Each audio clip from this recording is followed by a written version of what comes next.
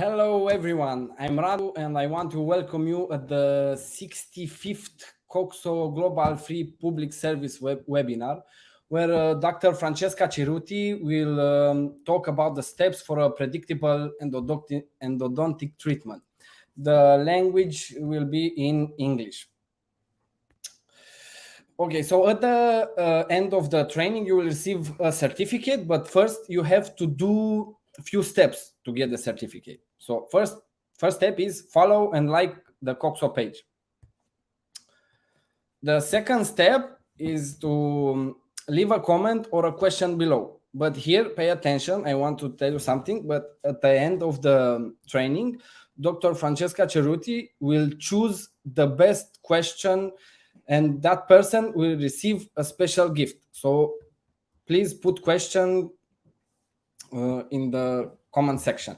Also, next day, tomorrow, for every person who leaves a comment, we'll have a lottery and the program will choose automatically someone, and who has luck will receive a special gift from COXO. So please put questions and leave comments.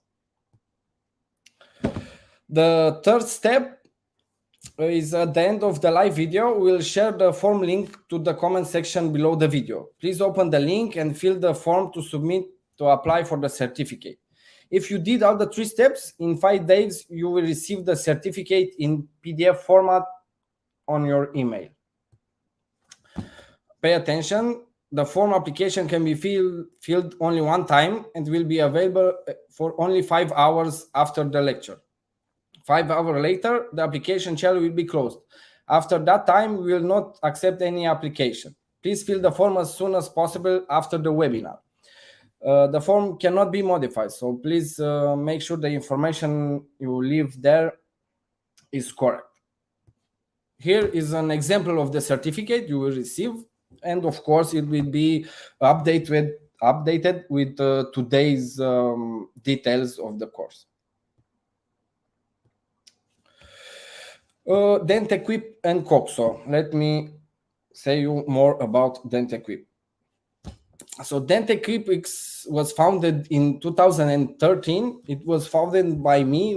I still a student there, and I wanted to help my colleagues to find good quality at good price products. So in 2015, I found COXO, and from then we are collaborating.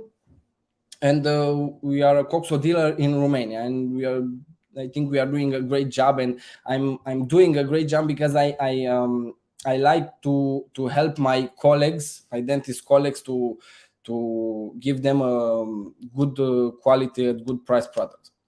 So recently, we are not doing this just in Romania. We are starting to ship in almost all European countries by GLS and DHL.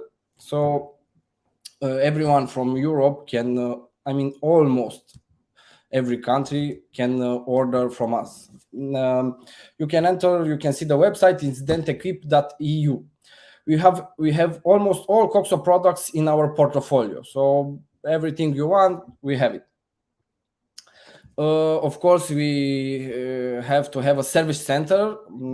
We have it in Romania for all European countries. So if you have some problem with your product, we can send the shipping company to pick up the goods and to bring it to us, repair. And usually it takes about 2 days to repair here, but plus shipping days. So it will not just 2 days. It will not be just 2 days. Okay, so for today, we also have a promotion, and not just for today, for the entire week after this webinar. So we have, because we are talking about endodontics, we made a promotion for the endodontic products. So a smart pilot with it's an endomotor with apex locator. We have a good discount. The best one, I think, is, for my opinion, is the endodontic microscope, the C-Clear tube. The microscope, which has it comes with a camera and also with a display, as you can see. And the new product from COXO, the endofiles removal system. We have in the discount. Like I said, you can enter on our site dentequip.eu and check there. If you have some, I don't know, the site is translated in almost every European language. But if you have some problems and maybe it's not finished, we have some bugs, but you can send us an email and I can help you to finish the order. So I think I said enough. I will let Dr. Francesca Cerutti to enjoy us with her trainings about predictable endodontic treatment. I want to ask her to come online and hi, doctor. Okay. Hi, Radu. Thank you for your kind introduction. As you already said, we are talking about endodontics tonight. And Yeah, one more question. I forgot to say that Dr. Francesca Cerutti has a DHDDS and PhD, and she has a master in aesthetic medicine, also a gold member of Style Italiano Endodontics. So we will have today we'll have a good training from her. I hope so. I'm sure. I saw something yesterday, so I'm sure we have a good one. Thank you very much. So let's start with the presentation.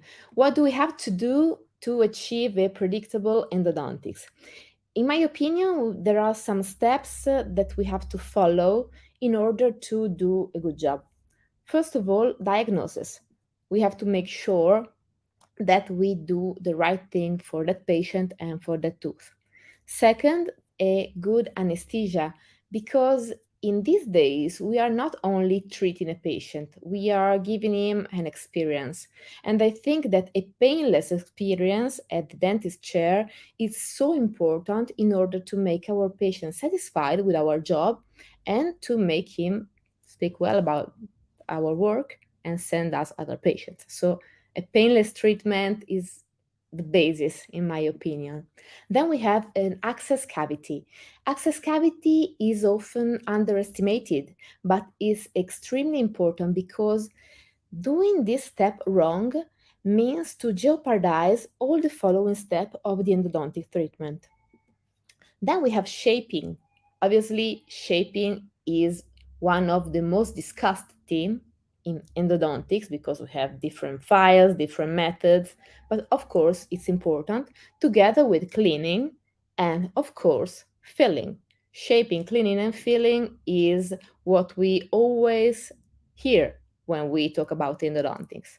But we have not to remember, or not to forget, sorry, that the coronal restoration of the tooth is mandatory if we want to have long term results, because a good endo with a bad restoration will have problems. So, these are the steps that we have to consider. First, diagnosis. One day, this patient came to my office and he said, Doctor, I was on vacation. I had to come back earlier because I feel spontaneous pain in the upper right part of my mouth. So this is the situation. Is a 54 years old man with no systemic diseases, and he's complaining about this pain.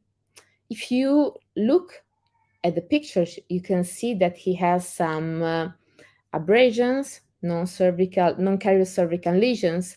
His oral hygiene is not really the best that we can find, but the teeth seem not to have big problems because I don't see decays or something that could lead to an irreversible pulpitis, for example. So I did the vitality test on all of the teeth, and all of the teeth responded normally to these tests. So I have to consider that there's not only the clinical aspect of the patient, but we also have to take into consideration the x rays that in endodontics are extremely important in order to know the difficulty of the treatment, how many canals will be there, the anatomy of the root canals. So we have to start thinking in how to solve the case just by looking at the preoperative radiography, which is this kind of radiography. I don't want to make my diagnosis on a panoramic X-ray because it's not the gold standard for making endodontic diagnosis. But we also have too much this data with the tests. So, for example, the cold test, the hot test, or the electric test. Why?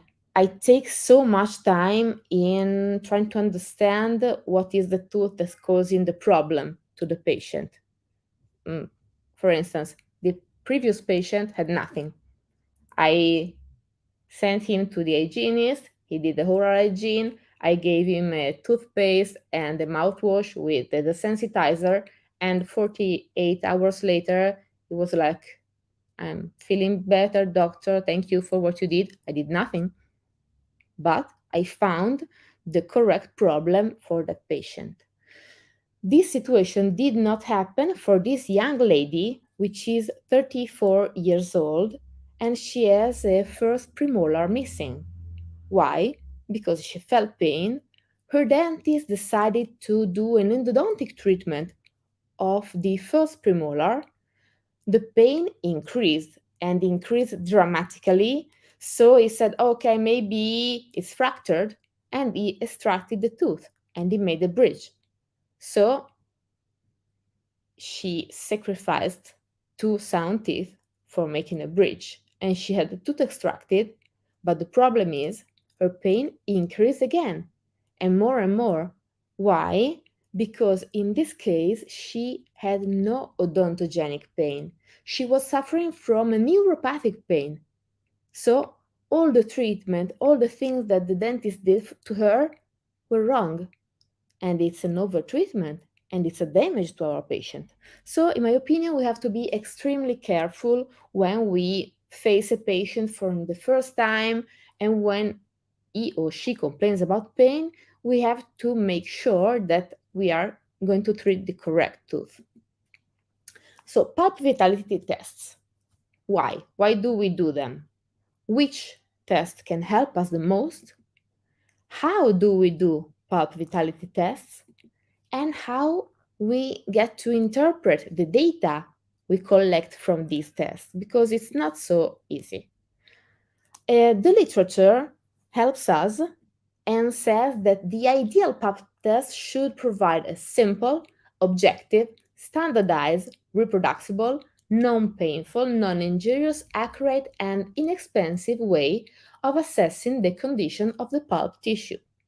So it's a very nice definition, but we start seeing some problems when we think about what we do in our everyday clinical practice. Why? Because most of the currently used tests are subjective, so their predictive value is extremely low. And why are they so subjective? Because they depend on the patient and they depend on the operator. They depend on the patient because we apply a stimulus to the tooth of the patient and he has to describe what he's feeling. So, this can be a first problem. The second problem is the operator because the operator chooses the kind of stimulus, the length of time the stimulus is applied to the tooth, where and how it's placed on the tooth. Because many times I see, for example, students doing a cold test. They use the spray, they spray it on the cotton swab or whatever they're using, and they wait like 15 seconds before putting the cotton in contact to the tooth. Obviously, that thing will not be cold anymore, so the test is affected. Or, for example, they put it on the gum instead than on the tooth. So this response of the patient obviously is changing, but it's due to the subjectivity of the operator that is doing that particular thing. So the tests that evaluate the pulpal tissue bypassing the patient perception and the operator handling obviously are better than those that are subjective in nature. So the literature said that the most accurate methods that we are to assess the condition of the pulp are laser Doppler flowmetry and pulse oximetry. but we don't have them in our practice. I mean, the majority of us do not have a flow meter for the pulp in the office. We have cold, hot, and maybe electric tests if we are lucky. So, among the classic tests, maybe cold pulp testing is what can help us see if a tooth is in irreversible pulpitis or not. But sometimes even the cold test is not helping us in finding what the problem is, where the problem is. So we can help us with the electric test because there's this gentle pulse stimulus that begins and slowly increases in a rate that obviously is designed for the patient comfort. And we have a number scale that helps us see that when the patient feels something and I don't know, it's 38, okay, okay, that tooth is live and is sound. If he feels something at 75, maybe we have pulp necrosis. If he feels nothing, the pulp is necrotic. So we can use this test in that patients in which we have no clear idea of what is happening. It's extremely helpful, in my opinion. So let's see an example, practical example. A young man is 14 years old that fell from his bike and broke his front teeth, obviously. The teeth have a grade 1 mobility. He feels obviously pain, he is swollen, but the pulp seems to be not exposed. I tried to make the vitality test, but there's no good response. The pulp seems necrotic. What do I do? In this moment, I do nothing. I just protect the dentine with a thin layer of flowable composite. Why? Because the literature says that sometimes when we face a trauma, the tooth is not responding positively to vitality tests. But if we wait for some weeks, it will come back responding normally. So in that precise moment, don't rush. Just take your time, wait, and see what happens. In fact, this case was solved only by 2 direct restoration in composite. He's a young guy, so there's a lot of time to make something more aesthetic, to make veneers, to make crowns if needed. But the important thing is that we preserved the vitality of the pulp.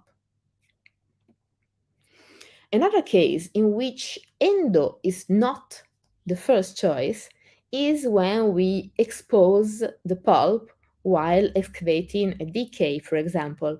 So, this is a typical situation of a deep decay young patient, and we see the pulp saying, "Hello, I'm here." What do we do? The literature said that it's okay to try to preserve the tooth vitality because at the moment we have a lot of techniques and a lot of materials that help us in this step. So, another example, deep decays, a young girl, you see the second premolars have not erupted yet, you will see better in the next photographies, an extremely large decay. So I watched the x-ray and I told to her mom, I'm not sure I will be able to preserve the pulp vitality, but I'll do my best because she's young and I want to buy time for my patient. I want her to go as far as possible in ages with a live tooth and a direct restoration because in her life there will be a lot of time to do something more invasive. So what did I do? I do a direct pulp capping with MTA, direct restoration. You see that the second molar is just trying to erupt at the moment. And what happens? It happens that 1 year later, she's perfectly fine, and you see the second premolar is fully erupted. You see from the X-ray, there's no periapical lesion, there's no enlargement of the periodontal ligament, so she's good. She has no pain. We succeeded in this case, and we maintained the vitality of the pulp of this girl. Can we do this only in young patients? No. Obviously, the pulp of the youngs is more responsive and helps us more in this procedure, but we can also try it in older patients. Obviously, we have to inform the patient, and as in this case, the patient was extremely motivated. She wanted to preserve the vitality of a tooth. So you see that while excavating the decay, I make a slight exposure of the pulp. Same technique. I used MTA. In this case, I adapted it with a microbrush gently. I put another small increment in the other point in which the pulp was exposed, and also here I gently adapted the MTA to the small cavity. Then I removed the excesses of MTA with an excavator, and I waited for the product to set. It takes about 15 minutes for the product to start hardening, and then I went on with direct restoration, the easiest thing I could ever do. Obviously, you have to tell the patient that something could go wrong, she could feel pain, and the pain is spontaneous, is pulsating, and it increases when she lies down. Okay, it's time to call me and have a root canal treatment. But why wouldn't we have to try? I did my direct restoration. 1 year later, same situation, you find the direct restoration there, and the x-ray is exactly fine. So even in this case, even in a 70-year-old person, we had the chance to maintain pulp vitality. The pulp stone was there before and is there now, but there's no problem at the apex of the tooth. Obviously, we have to try to preserve pulp vitality, but sometimes we do not succeed. So we have to know when to intervene. In this case, for example, a colleague of mine tried to make a direct pulp capping, but the following week the patient came saying, okay, I'm feeling spontaneous pain. I cannot sleep at night. Obviously, even if she's young, we have to do the endodontic treatment. And you see the pulp. The pulp is bleeding. There's a sign of inflammation. In some part, maybe it starts being necrotic. And you see the rest of the material used for the direct pulp capping. Sometimes it doesn't work, but we tried. We gave this patient and this tooth a chance to survive. So I use an ultrasonic tip to refine the access cavity. This is something I do every time because with ultrasonic tips I feel more confident than with burrs because my action is more gentle. I can remove the pulp stones or the roof of the pulp chamber without having the fear that I'm not seeing what I'm doing because the head of the handpiece is not helping me in seeing directly what I'm doing, while the ultrasonic tips allow me to do this because there's no impediments from the visual aspect.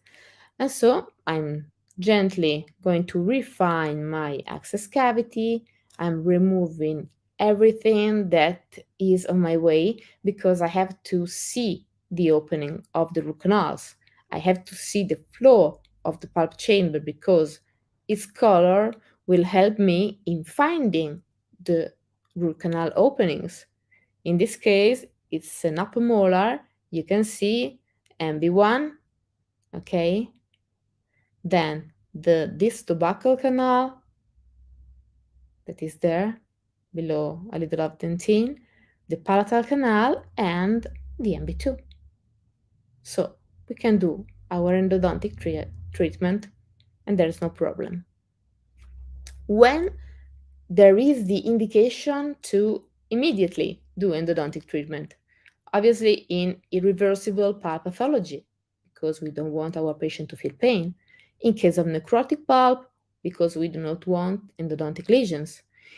In case of compromised pulp, and we will see later what happens, in case of traumatic luxation or avulsion of the tooth, in case of resorption, even if sometimes we can avoid the root canal treatment, it depends on the size and on the site of the resorption.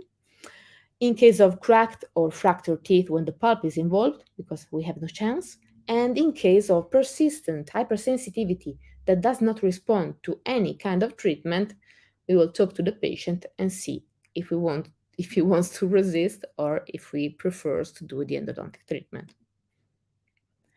Our objectives are to shape, clean, and fill the root canal system. Herbert Schilder gave us the mechanical objectives of shaping. We all know them, and we know that we have to have a continuous funnel that goes from the crown to the apex. And we have to be as conservative as possible in maintaining the original shape of the canal. We have to maintain the foramen in its original position and keep it as small as practical. And we have to have, obviously, smooth walls.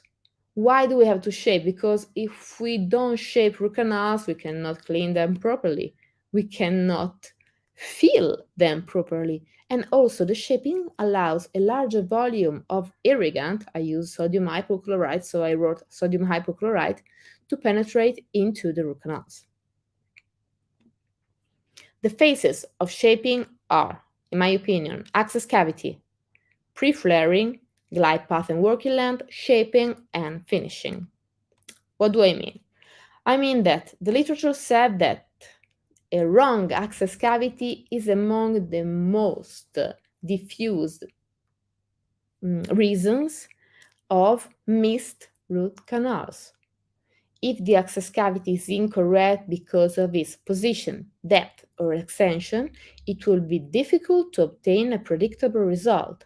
Because if it's too small, maybe I'm not seeing all the root canals, I'm not cleaning all the pulp, I'm not doing a correct cleaning of the tooth. And maybe if it's too large, I sacrifice too much dentine, and so the tooth will not be so well responding to mechanical loads. This is what I consider a failure in doing an access cavity. I saw the patient that had been seen by a colleague, and the colleague said, "Oh, okay, I measured the working length. It's 21," and I was like, "How could you put a file in such a cavity? How can you consider to go and record the working length when there is the pulp there is the roof of the pulp chamber there? So this is not a correct access cavity. This is a correct access cavity. And passing from the picture A to picture B, it takes like 5 minutes if we are slow. But in the second situation, you can see clearly the openings of the root canal. You can see there's no more pulp. You can see there are no more debris, and we can have a safer shaping of the root canal, even faster. So the access obviously changed.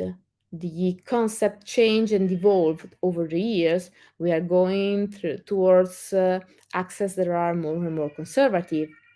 But we have to consider what are we talking about, because the conventional access cavity was intended to allow us to see the opening of the root canals without moving our mirror. Okay, the conservative access cavity says, okay, you have to achieve a straight line access to the root canals, but you can rotate your mirror to see all of them, above all in molars. So we save more tooth structure with the conservative access cavity. I'm not a fan of truss and ninja access cavities because they can be fine for extremely skilled operators. For the normal operators, they are like adding unnecessary difficulty to our treatment, because in order to make the smallest hole, we stress more our instrument and we risk to have file breakage, and we do not clean properly because it's extremely hard to clean if we don't have at least a minimum removal of the floor of the pulp chamber. So, in my opinion, the best access is conservative. We completely remove the pulp chamber roof, we preserve pericervical dentine. It allows us seeing the anatomy of the root canals. There is a minor reduction of the dentine and an increased resistance to fracture. It obviously requires a little bit of skill and magnification. I always work with an operative microscope. It helps a lot, above all in endodontics, and there are some things that we cannot think we can do in a predictable way if we don't use a microscope. But in other cases, in normal cases, we can also use loops and the light. It can do, okay? Ninja and Truss. They are more difficult, they require greater skills, and the literature stated extremely clearly that there are no advantages in terms of structural resistance of the tooth. So I complicate my life, but I'm not giving the tooth any advantage in terms of resistance. So I'm not doing this kind of access. I'm doing conservative access. What can go wrong when you do access cavity and when you don't take preoperative x-rays, as I showed you before? A colleague sent me this patient. He's a bruxist. He has a lot of teeth that were extracted when he was young. So the case is kind of complex. He has to make a full prosthodontic rehabilitation, and the colleague had to treat endodontically the two lateral incisors. I don't remember why. He started the therapy, he tried, he did not find the root canals, so he sent me the patient and said, okay, there's something wrong here. I'm not finding root canals, please help me. When you see the x-ray that I took, you understand why. Because the inclination of the access cavity was completely wrong. I was afraid there was a perforation, so I asked for a CBCT, and you see the position of the wrong access cavity, and going through the apical portion of the tooth, you see nothing at a certain point, and then the root canal. And look at the orientation of the burr. In incisors, when we do something wrong with the access cavity, we generally orient our burr to buccally. So we perforate from the front of the tooth. We always have to remember the inclination that is specular to the inclination of the buccal surface of the tooth. So we have to just keep that in mind. And maybe if we have some difficulty, we can try to make the access cavity without the rubber dam, also looking at the other teeth in order to maybe have a better orientation of our burr. And then once we found the root canal, we put the rubber dam on and we do our endodontic treatment. In this case, you can see the isolation, you can see the buccal inclination of the axis. I put a correct inclination of the axis, I found the root canal, and I shaped, cleaned, and filled it. The same on the other side. I found the correct orientation, I found the root canal, and I did the endodontic therapy. Using the right instruments obviously helps us saving time and saving tooth structure. The 𝐄𝐧𝐠𝐥𝐢𝐬𝐡 instruments are extremely good at this, and they can help us, I think, in 95% of cases. We can do everything with the 𝐄𝐧𝐼 instrument without using hand-driven instruments. Why? Because they are more responsive to root canal morphology. Their alloy allows us to maybe stress them a little more without causing damage, so maybe they're less inclined to fracture, but we have to set them correctly. So a motor that allows us writing the row per minute and the torque is extremely useful if we want to do a correct endodontic treatment. What's the philosophy of shaping? We have to go with the step-down technique. So we have to pre-enlarge the coronal part of the root canal in order to arrive more easily to the apical part. So in general, we do this first step with short files with a large taper and the tip between 17 and 25.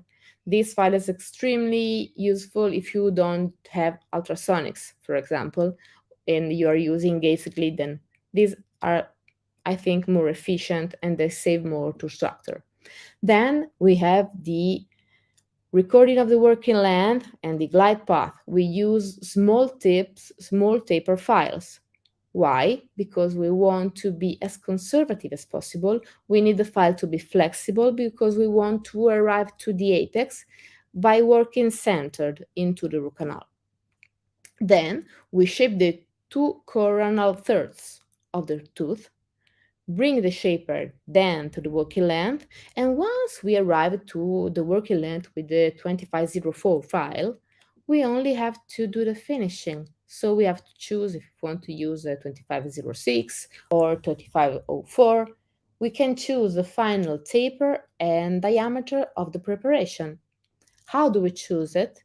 According to the anatomy of the tooth. It's the root canal that tells us if we need to enlarge more the diameter, but maybe it's better to have a lower taper of the instrument, for example.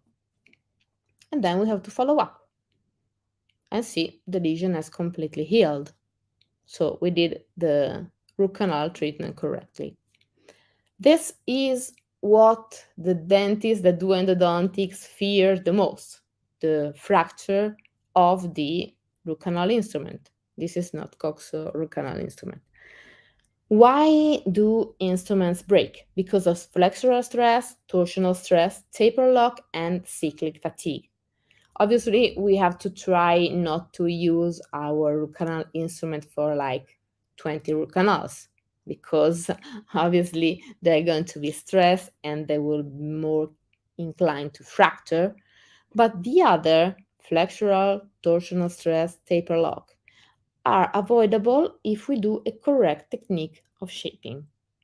So we have to have a glide path, a smooth path from the crown to the apex, in order to prevent the fracture of the instruments due to taper lock, because our root canal instrument do not have to work for their entire length into the root canal. Otherwise, the stress will be too high and they will break. Okay, so we have to try to optimize our root canal preparation before the shaping. Why I don't like manual glide path? Because it brings more risks. Because the stainless steel instruments are rigid and they cut.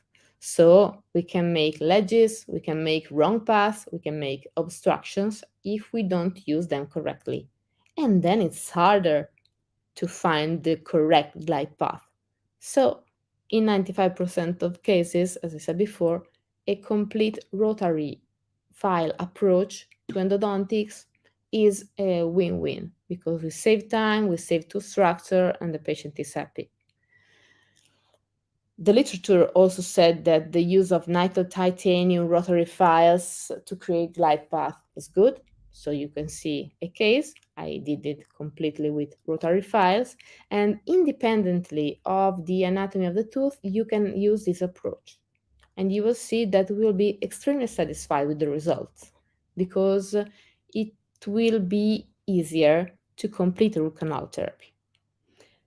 Another situation in which we have to do endo is the irreversible pathology.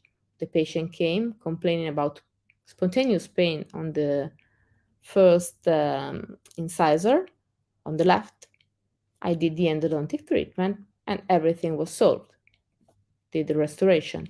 And as you can see, the rotary files work centered and follow the anatomy even in complicated anatomy, even in double curvatures or even in anatomies like the premolar where we have some isthmus.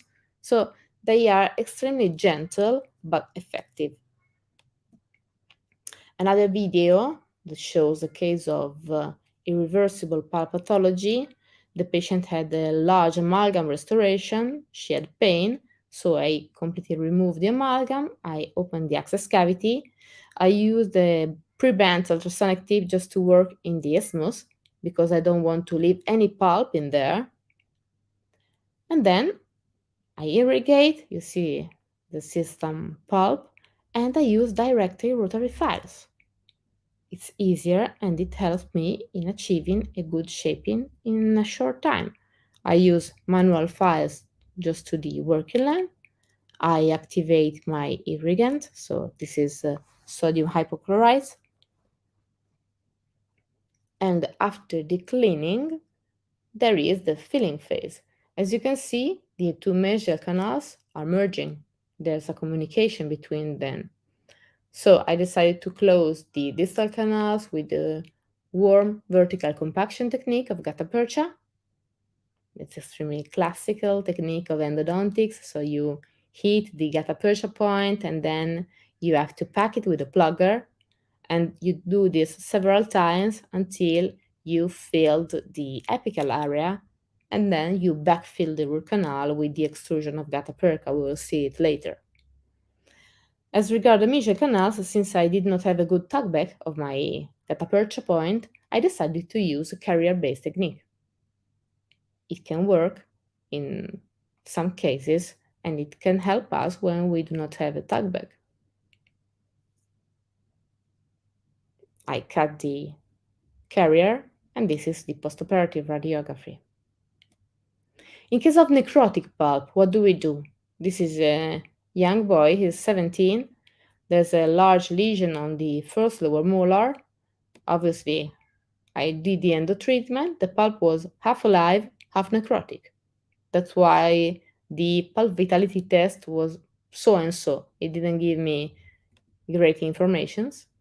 I cleaned the cavity, I recorded the working length, and I did the filling also of the second molar, obviously, because it was not feeling well. And I did the restoration with a composite overlay.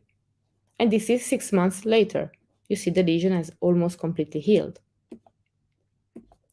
What do we do when we have compromised pulp?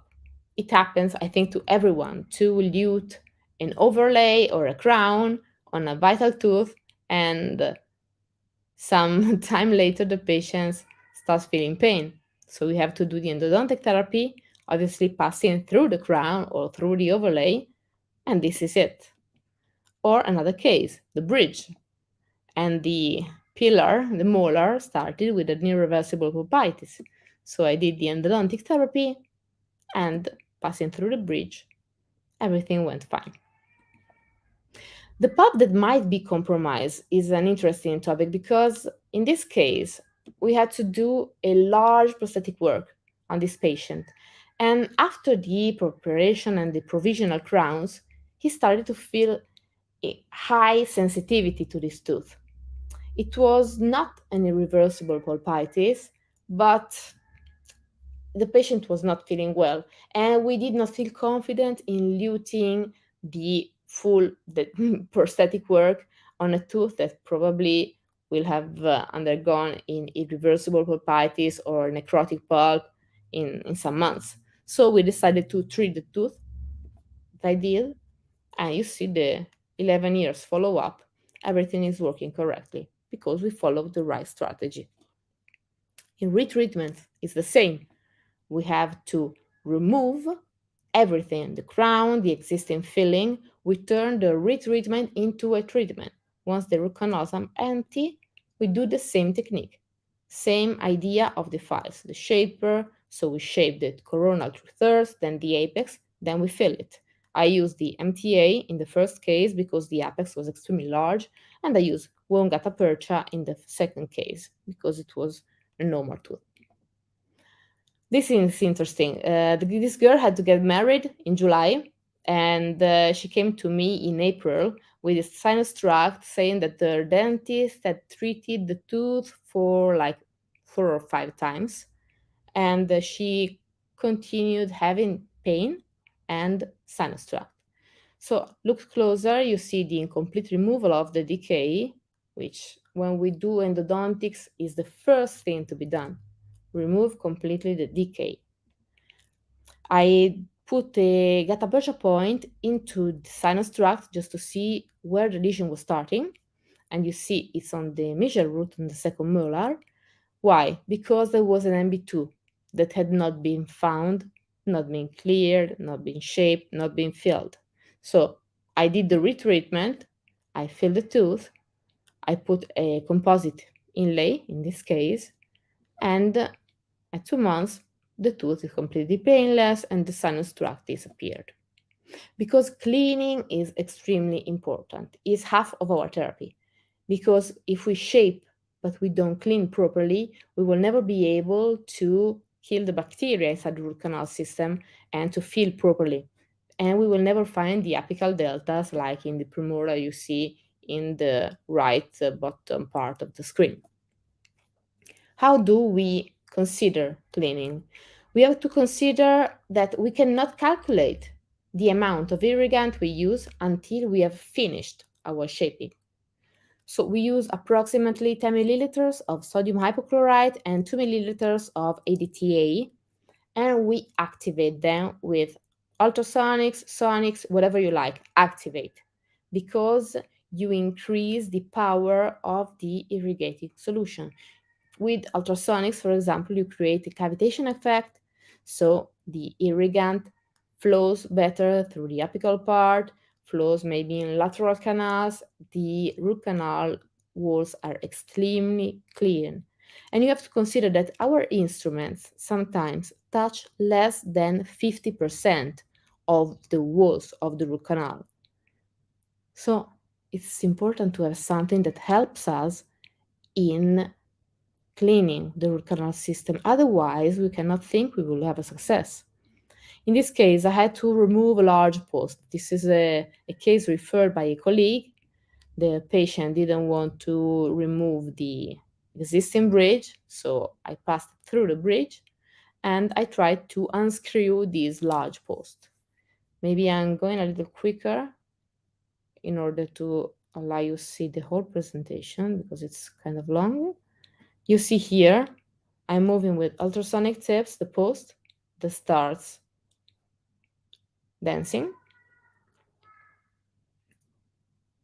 and until I move it until it just pops out. And you can see in this case that the size of this post is huge, and the size of the root canal is huge as well. So why shaping? What should I do with my instruments? First, I don't have an instrument that is that large. Second, I don't want to remove even more than tin. So I just irrigate and activate a lot of times. And then I go closing my apex. You can see it there. After putting some methylene blue, because I wanted to make sure that there were no fractures of the root, because with metal screw post you can expect to have a fracture. There was no fracture, so I decided to close the tooth with MTA. So I put a resorbable collagen barrier over the apex in order to avoid the extrusion of the MTA. And then I brought the MTA right to the apex and gently adapted it with the microbrush. Okay, I put a wet paper point in order to make it easier for the MTA to set, and I sent the patient to the colleague. He did the direct restoration, and you see, 1 week after the procedure, 2 weeks after the procedure, the sinus tract is disappearing. Davide did the postendo, and look here. Obviously, it will take a lot of time, but 1 month after the procedure, the sinus tract is disappeared and the symptoms are disappeared. So we can expect a success, or we can be optimistic. The important thing when we activate the irrigant is to have something that helps us doing it easily, effortless, better if lightweight and cordless, because I hate to have cords going around the practice. I have too many things and too many cords. So wireless and cordless are my choices if we can. This particular activator is nice because it has several tips that you can use according to the clinical situation you're facing. It has 3 power modes, high power to remove the broken instruments, the medium power just to irrigate, and the low power for extremely thin canals. And I think it's a good idea to make it also the light, because if we don't have an operative microscope, it can help us seeing what we are doing. So activation, remember, is extremely important. In this case of retreatment, for example, you can see I removed the gutta percha, you can see the extremely wide apex, same as before, MTA, gutta percha, and then I put some Teflon and composite because probably we are doing an endodontic bleaching to this tooth. So I didn't want to make a restoration that I have to remove some months later. Another case of activation and its importance. Large decay, large lesion. I isolate with rubber dam. I do my pre-flaring. I remove all the debris and all what has not to be there when we do endodontics. And then I do my shaping and filling and the direct restoration because it was all the patient could afford. So I tried to help her in this case. And you see the postoperative x-ray. Everything is going fine.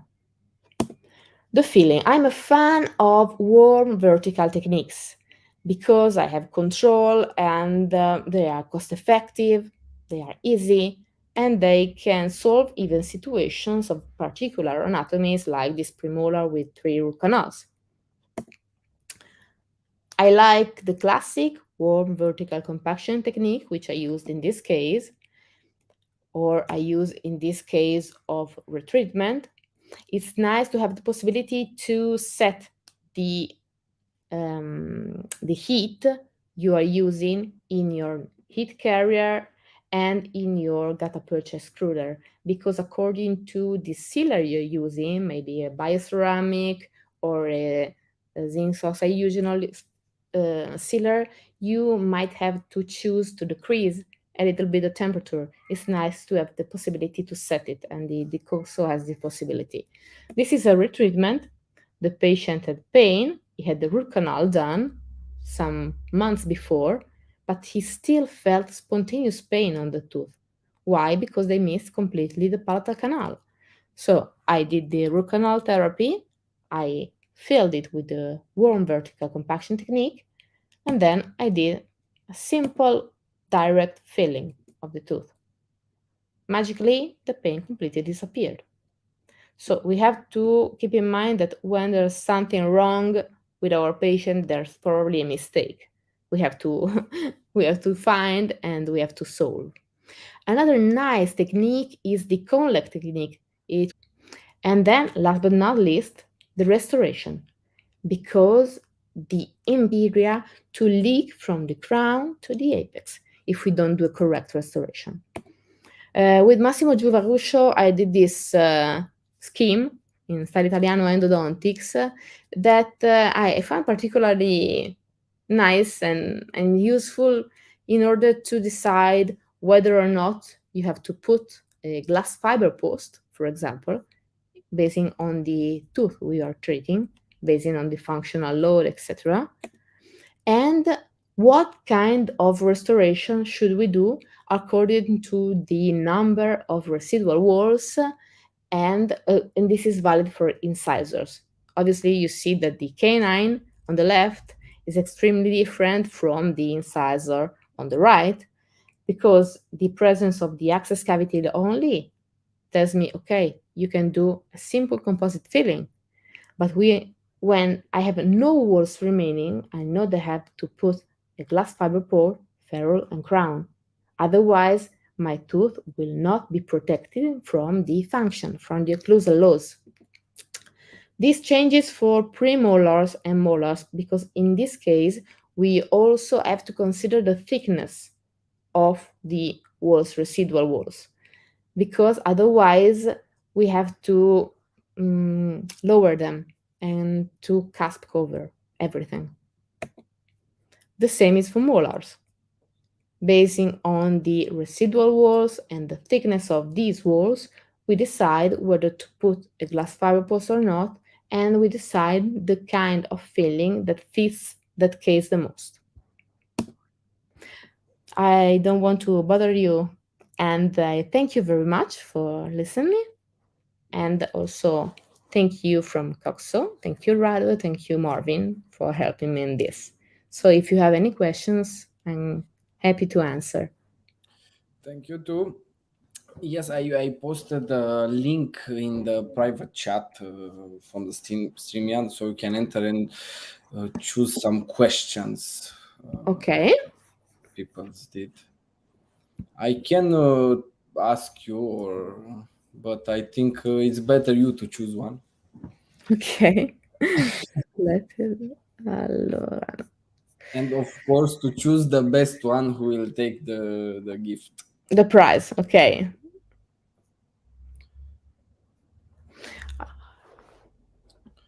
Okay.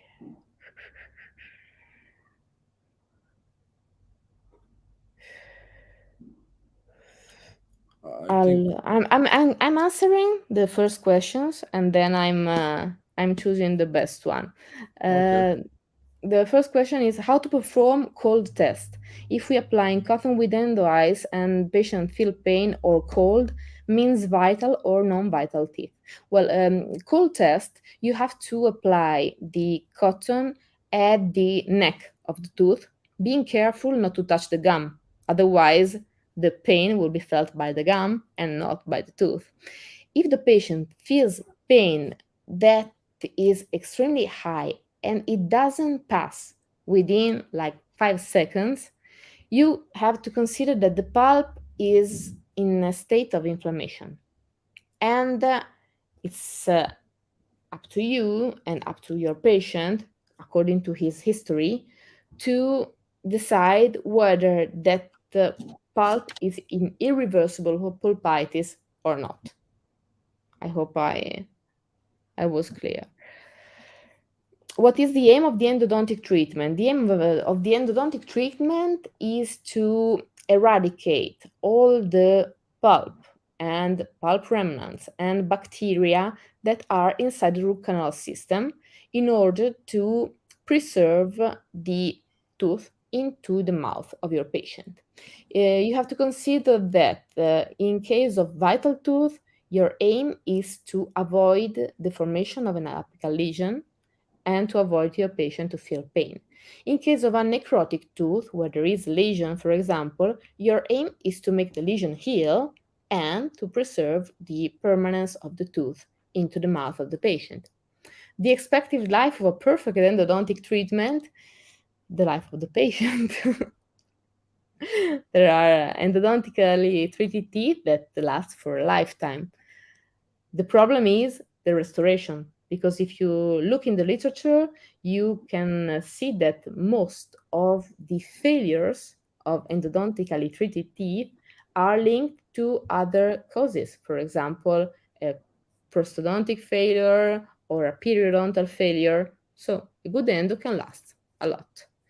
About vital pulp therapy, is there a difference in prognosis and success of the treatment by using MTA or bioceramic putty?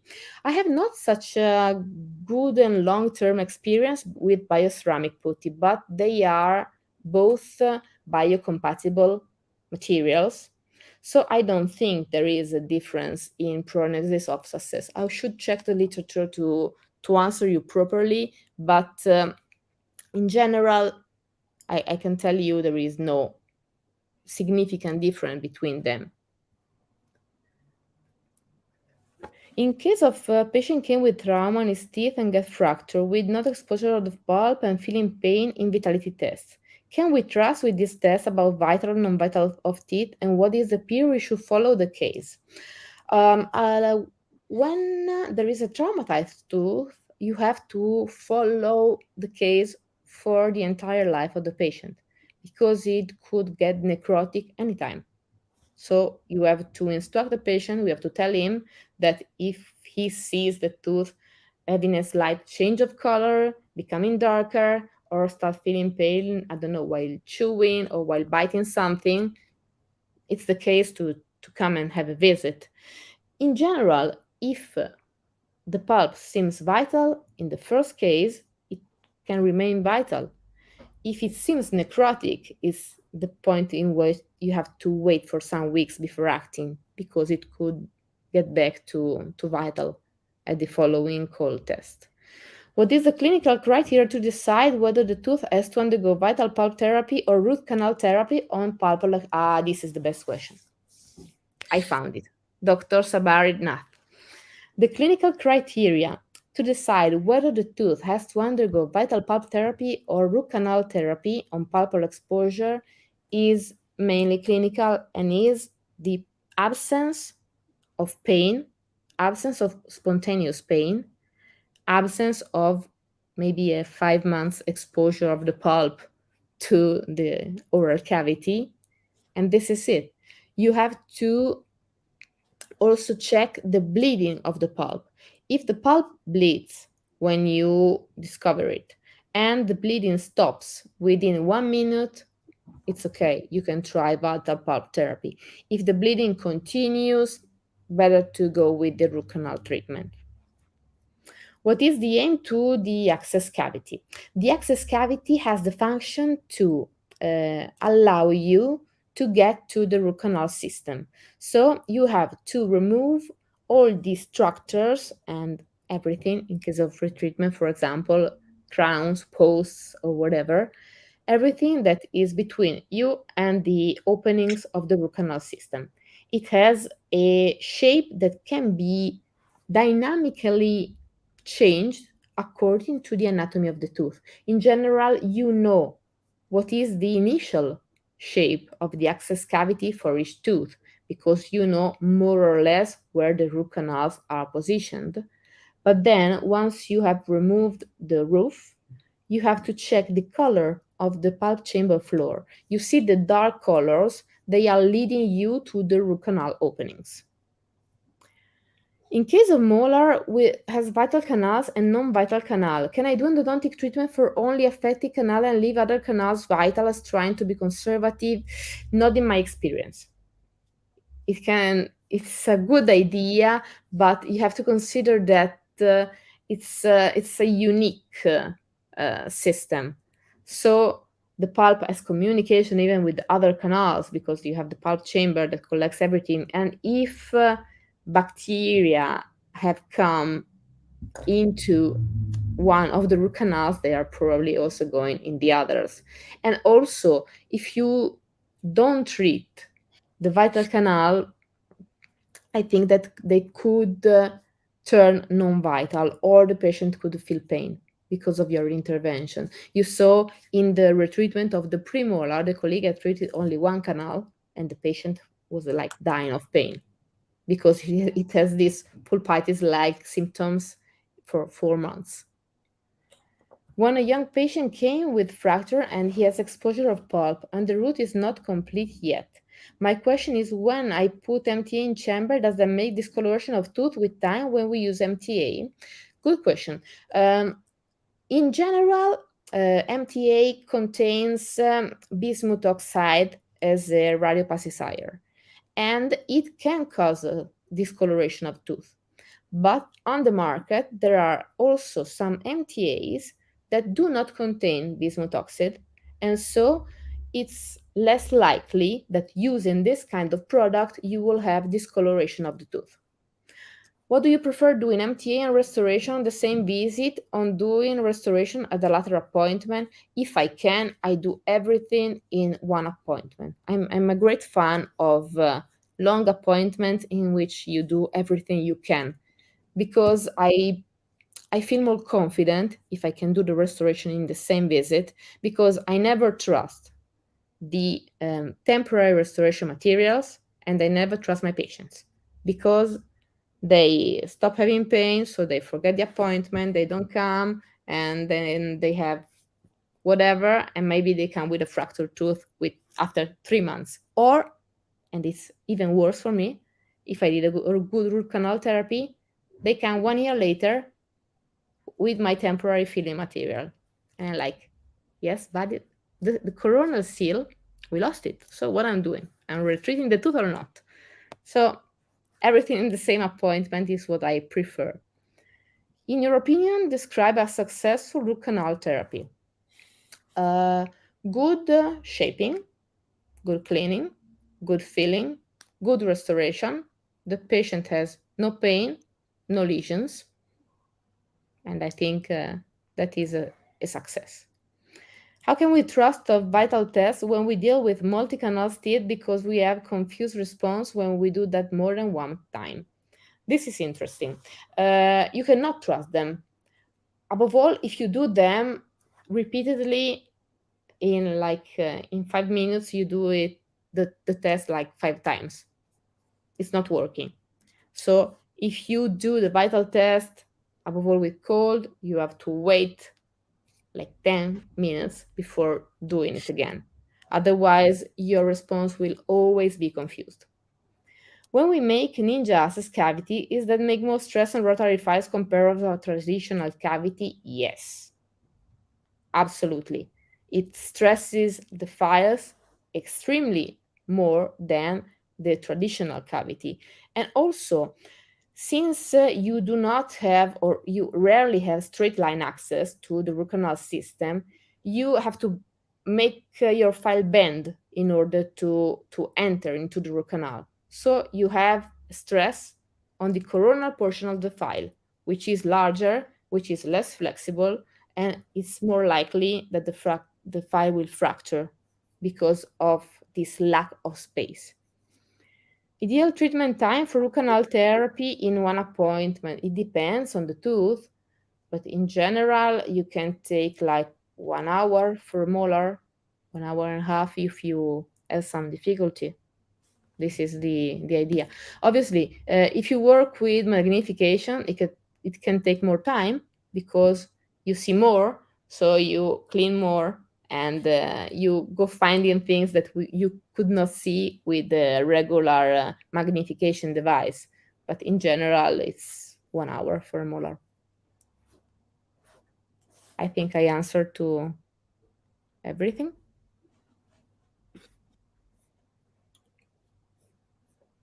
I think we have one more question.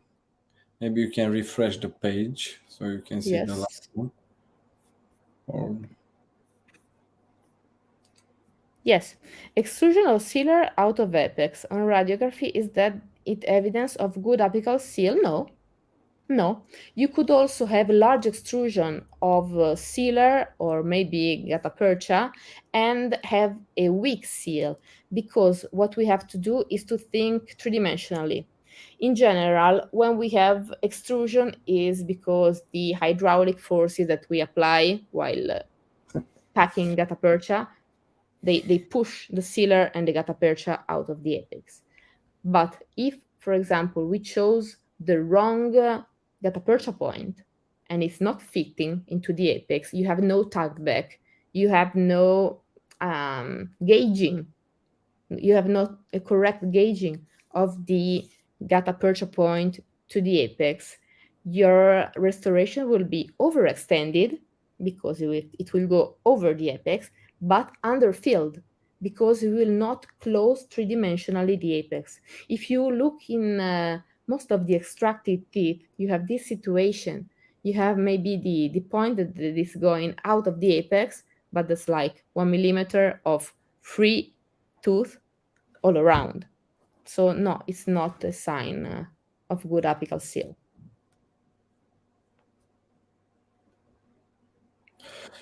okay, I think that's all.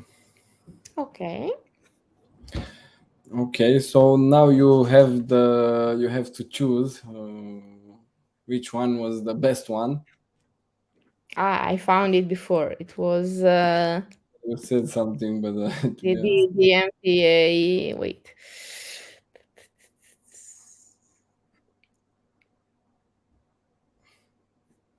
to confirm, so Sabarinat. Dr. Sabarinat. Sabarinat. Okay, so uh, he will receive a special gift from COXO. We will contact you to send the gift.